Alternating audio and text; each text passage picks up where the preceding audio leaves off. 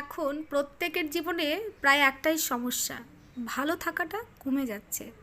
আমরা আমাদের চারপাশের মানুষের কথা ভাবতে ভাবতে নিজেদের ভালো থাকাটাই একদমই ভুলতে বসেছি।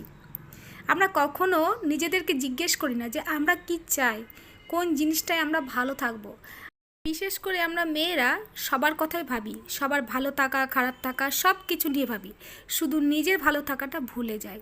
যে কোনো ছোট ছোট কারণে মন খারাপ করে বসে থাকি, কিন্তু সেই মন খারাপের কারণ কিন্তু কেউ খুঁজতেও আসে না। আমাদের মেয়েদের রাগ অভিমানগুলো বোঝার মতো মানুষ খুবই কম পাওয়া যায়, কারণ আমরা আমাদের রাগ অভিমানগুলো কারো কাছে দেখাতে পারি না, নিজের মনে রেখে দিই।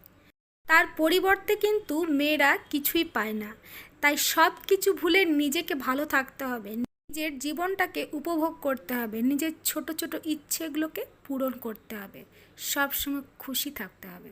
এখন প্রত্যেকের জীবনে প্রায় একটাই সমস্যা, ভালো থাকাটা কমে যাচ্ছে। আমরা আমাদের চারপাশের মানুষের কথা ভাবতে ভাবতে নিজেদের ভালো থাকাটাই একদমই ভুলতে বসেছি।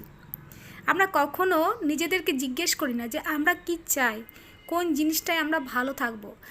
বিশেষ করে আমরা মেয়েরা সবার কথাই ভাবি, সবার ভালো থাকা খারাপ থাকা সব কিছু নিয়ে ভাবি, শুধু নিজের ভালো থাকাটা ভুলে যাই।